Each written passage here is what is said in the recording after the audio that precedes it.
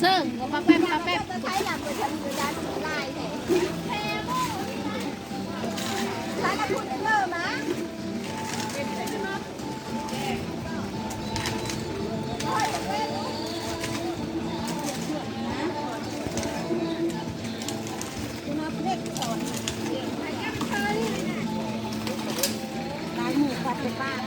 เต้นบ่ไหมเขา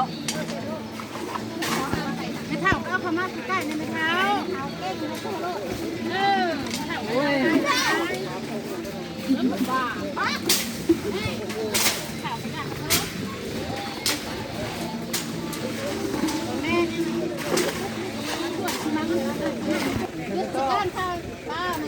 ความสามัคคีกัน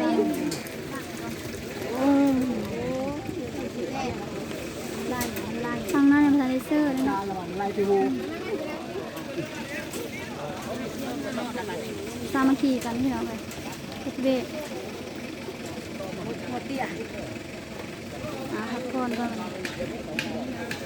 ไล่กันนี่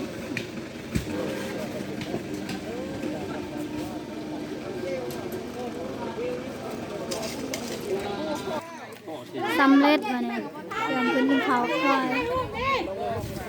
เขาซอยแล้วพี่น้องครับวันนี้นะเดี๋ยวแล้วมีตัวตะแรงเอาเสาลงพามันแห้งก่อนเทเสาลงแล้วมันก็สิลงมาอีพี่น้องมีเวลาได้ท่าสามัคคีกันพี่น้องเรียนวัด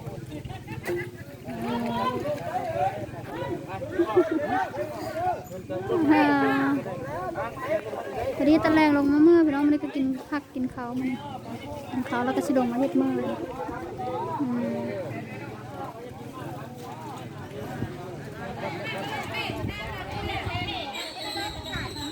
อะไรเกี่ยมมือวันนี้เศร้าไทยกับเกี่ยมมือพี่น้องเลย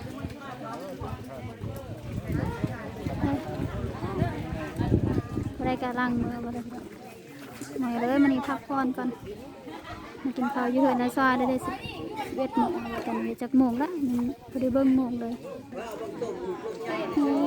เกี่ยมเครื่องแล้วพี่น้องเกี่ยมเฮ็ดอะไรบ้านี่ขึ้นก่อนไปไหมขึ้นไป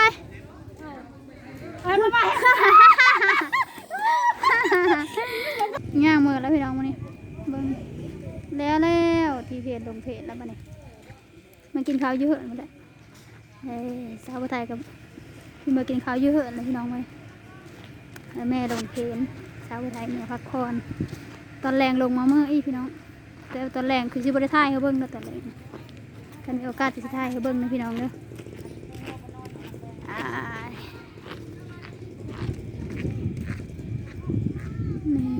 บรรยากาศอยู่วัดพี่น้องเลยมาเฮ็ดเวโลมอยู่วัดพี่น้องเอ้ยหลายคนช่วยกันมันจังแล้วไหวเนาะอะไรย่างมาเหอะแม่ตอนอยู่วัดอยู่ท่ายกับมันท่าบันไดพี่น้องมันไล่คนแล้วเขาก็เฮ็ดเวนี่แล้วมันนั้นแน่ท่ายนี่น้อยพี่น้องเบิ้งก็สามัคคีกันเฮ็ดเวนะพี่น้องมันไล่คนกันไล่ย่างมาเหอะตอนนี้มาเบิ้งก็จะเอายังลงเพจนี่พี่น้องต้องกินข้าวอยู่ซุ่มอยู่วัดแต่เจ้าพระธาตุไม่ได้กินเนาะห่อเถื่อนละคือวัดก็เพิ่มมันกับบริไก่กันพี่น้องเด้วัดบ้านสาวพระธาตุนี่อันนั้นก็กำแพงวัดทางไปกับไปทางอันนั้นพี่น้องไปทางนี้ไปทางนี้แหละโค้งไปทางนี้กำแพงวัดอยู่ใกล้ๆกันอยู่พี่น้องเห็นภาพแบบนั้นนี่ก็ขอโทษขออภัยพี่น้องเด้อภาพเป็นนั้นก็มาห่อเถื่อนแล้วมันนี้เศร้าใช่ก็เดี๋ยวไปเบิ้งอาหารพี่น้องที่ใดอาหารใดพี่เลือลงเพลงก็ได้แล้วพี่น้องนี่กินลงวัดต้มซีน ต้มซีนงัวพี่น้องลงวัดมันแม่สาวผู้ไทยที่ลงวัดพี่น้องเลยสาวผู้ไทยนั้นเลยอ้าวแม่ก็สิมาตัวแม่มันนะนึ่งข้าวเมื่อยพี่น้องเขาบ่พอกินนึ่งเมื่อยนะนี่ได้สาวผู้ไทยก็หกเสรพัดพี่น้องเอ้ยว่าแล้วความหก